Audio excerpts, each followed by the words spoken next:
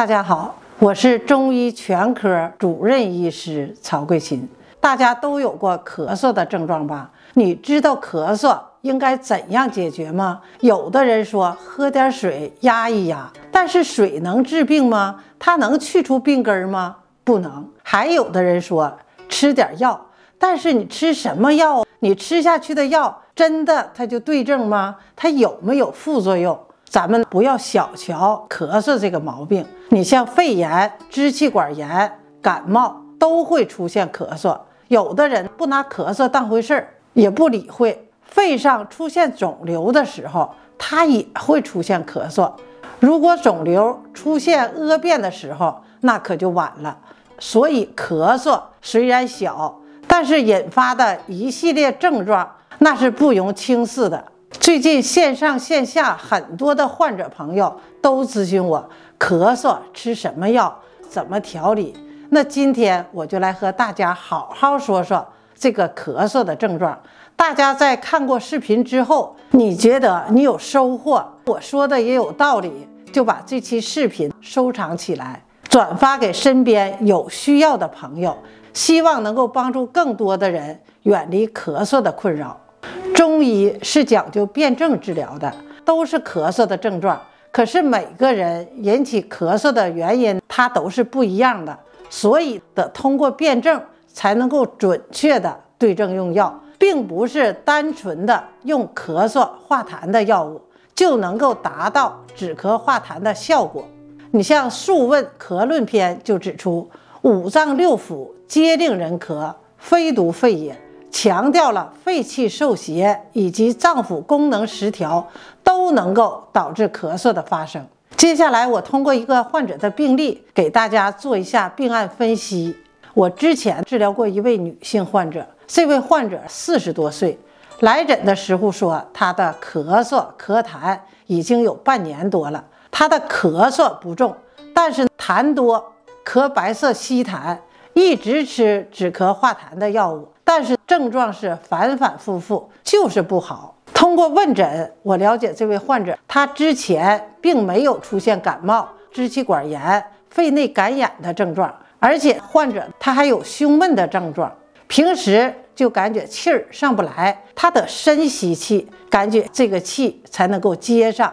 同时他还有神疲乏力、胃胀满，不爱吃饭，吃的也非常少，大便溏稀。患者的舌苔脉象是舌苔白腻，脉乳滑，是痰湿犯肺，属于内伤咳嗽，主要是由于脾胃功能失调，脾湿健运，饮食不能化为精微，反而酿成痰浊。还有就是痰湿内停，肺湿速降，体弱气虚，进而出现神疲乏力、胸闷气短、深吸气的症状。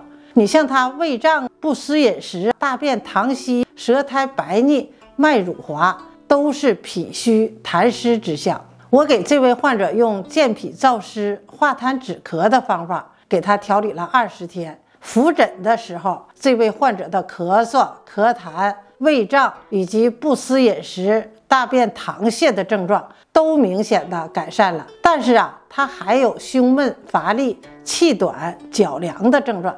我又用补气健脾、温肾的方法给患者调理了10天。因为肾主摄纳，肾的摄纳功能有助于肺气的肃降。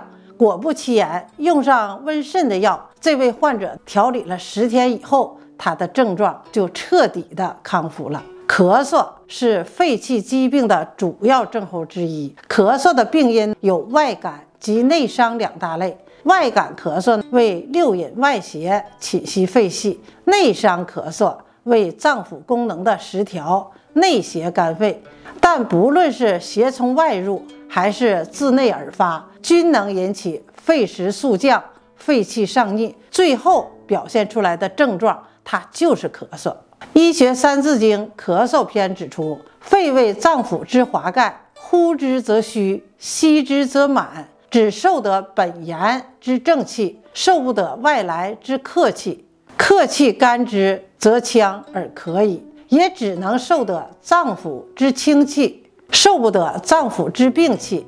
病气干之，也呛而咳矣。这段话就明确地阐述了，不论是导致咳嗽的原因如何，都是病起于肺，或者是因为其他脏腑器官的病气累积于肺，导致咳嗽的症状出现。外感咳嗽起病比较急，其病位也浅而易治。内伤咳嗽多呈慢性反复发作的过程，其病位比较深，治疗难起速效。